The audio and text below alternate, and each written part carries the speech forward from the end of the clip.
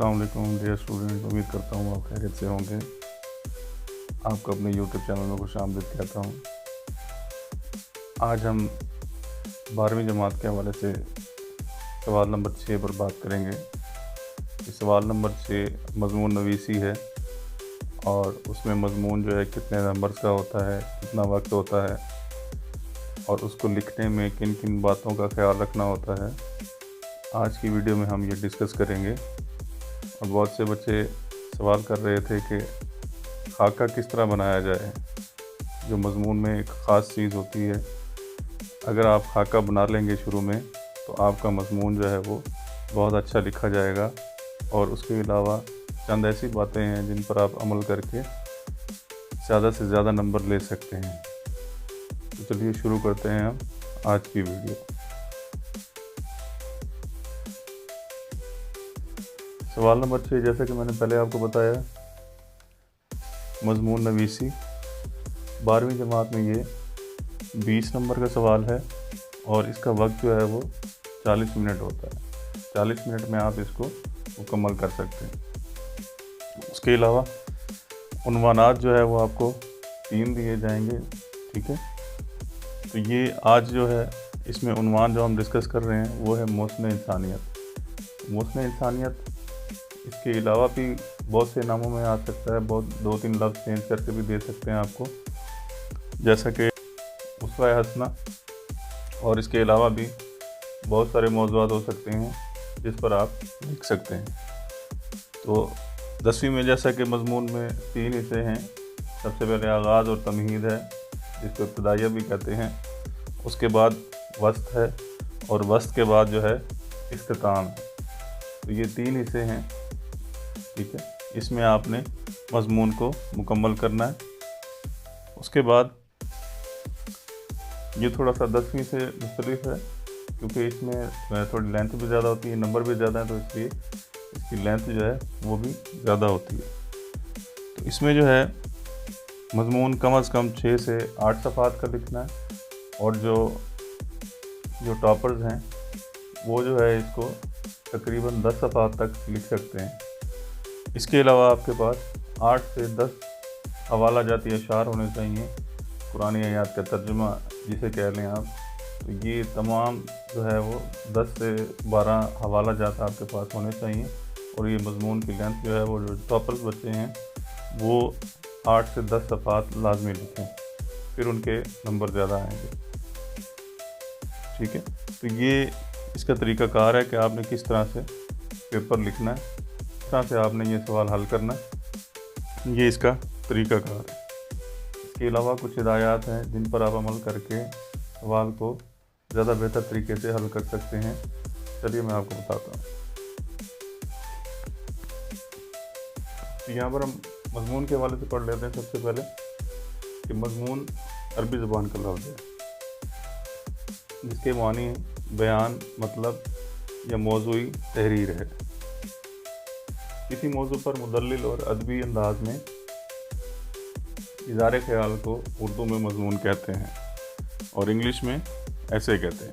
इसके बाद दूसरे नंबर पर है, पर्चे में दिए गए उन्वानात में से उस उन्वान को मुंतखब करें जो आपके नज़रियात और मिजाज से ज़्यादा मुनासबत रखता हो और आपके पास उसकी मालूमात भी ज़्यादा हो। यानी कि उस उन्वान को आपने मुंतखब करना है जिसके हवाले से आपके पास ज़्यादा मालूमात हो, ठीक है, और आप उसको बेहतर तरीके से लिख सकें। नेक्स्ट देखते हैं। 3 में से एक उन्वान को मुंतखब करके एक सफ़े पर खाका बना लें, ठीक है। ये खाका कैसे बनाते हैं ये भी मैं आपको आखिर में बताता हूँ। बहुत से बच्चे सवाल कर रहे थे कि सर खाका भी बना कर दिखाएं, किस तरह से खाका बनाया जाता है, तो वो भी आज हम डिस्कस करेंगे। तो आपने एक सफ़े पर खाका बना लेना है रफ अमल के तौर पे। वो जो आपके पास शीट होती है, आंसर शीट, उसी में ही आप एक कागज़ जो है वो रफ अमल के तौर पर इस्तेमाल कर सकते हैं, उसी पे आप बना लें। उसके बाद आगाज़ के पैराग्राफ में मौजू का तारुफ कराएं, पढ़ने वाले की तवज्जो जो है मौजू पर पहुंच जाए। यानी कि इस तरह से आप तारुफ करवाएं कि उसको अंदाज़ा हो जाए कि ये किस मौजू पर बात हो रही है। उसके बाद तमहीदी पैराग्राफ 1 से 2 हो सकते हैं। अब जो आप तमहीद करेंगे, तमहीद बांधेंगे, आगाज़ करेंगे उसका, तो वो 1 से 2 पैराग्राफ में भी हो सकता है। तरतीब दिए गए खाके को मद्देनज़र रखें।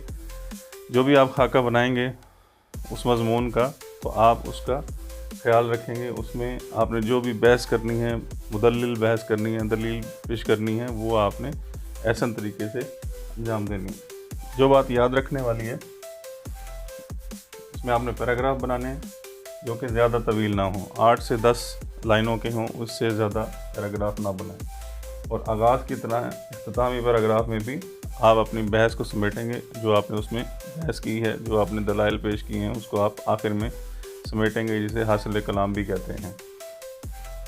उसके बाद तमाम पैराग्राफ में रब्त और मुनासबत हो, अल्फाज, फ़िक्रात और ख़यालात में तकरार ना हो। यानी कि आप इसको क्लियरली लिखेंगे, उसमें कोई झोल ना हो, उसमें कोई मुबहम बात ऐसी ना हो कि वो पढ़ने वाले को समझ ना आए। ठीक है। और जुमले जो है वो सादा होने चाहिए, मुख्तसर होने चाहिए और अदब से भरपूर होने चाहिए, यानी कि अदबी लताफ़त उनमें ज़रूर हो। और क़वाइद ज़ुबान और बयान की सेहत का भी ख्याल रखें उसमें, यानी कि जो रोज़मर्रा के जुमले हैं किस तरह से बोले जाते हैं, वो भी आपने उनका ख्याल रखना है। ज़बान का भी ख्याल रखना है, बयान का भी ख्याल रखना है। नेक्स्ट हम आते हैं कि मौके की मुनासबत से अशार, कुरानी आयात, अहादीस और अक़वाल ज़रूर लिखें। ये आपने ज़रूर लिखने हैं, लेकिन वो दुरुस्त होने चाहिए। आपके पास कम अज़ कम 8 से 10 जो है वो हवाला जात होने चाहिए जो इसमें आपने लिखने हैं। आखिर में हम आ जाते हैं खाके की तरफ, कि वो खाका जो है वो किस तरह बनाना है, किस तरह से आप उसको एलेबोरेट करेंगे, वो मैं आज आपको बताता हूँ। कि सबसे पहले हम खाका तमहीद का कर लेते हैं। तमहीद से शुरू करते हैं हम। तमहीद या तारुफ, जैसे कि हमारा उन्वान था मुहस्न इंसानियत, या वो उसवा हसना भी हो सकता है, उसके हवाले से हम इसका तारुफ देखते हैं कि रहनुमाई के लिए अंबिया कराम, उसके बाद आपने लगानी खत की अलामत। ठीक है। उसके बाद आखिरी नबी की बिशारत, उसके बाद खत की अलामत। खत की अलामत यानी कि लकीर खींचनी, छोटी छोटी लकीरें खींच कर उससे आगे करना है। उसके बाद आप सल्लल्लाहु अलैहि वसल्लम बतौर नबी, उसके बाद ख़त की अलामत, उसके बाद ज़माना आपकी खुशबू से मुअत्तर हुआ। यहाँ तक ये एक तारुफ जो है वो मज़मून में हो जाएगा। इस तरह से आपने उसकी तमहीद बांधनी है और 5 से 7 लाइनें, 8 लाइनें जो है आपने तारुफ की लिख देनी है। उससे आगे हम चलेंगे दरमियान में कि नबी पाक सल्लल्लाहु अलैहि वसल्लम के फ़यूज़ व बरक़ात क्या थीं। उसके बाद ख़त की अलामत, फिर इस तरह से आप लिखेंगे मोमिनीन की जमात, कि मोमिनीन की जमातें कैसे बनी थीं।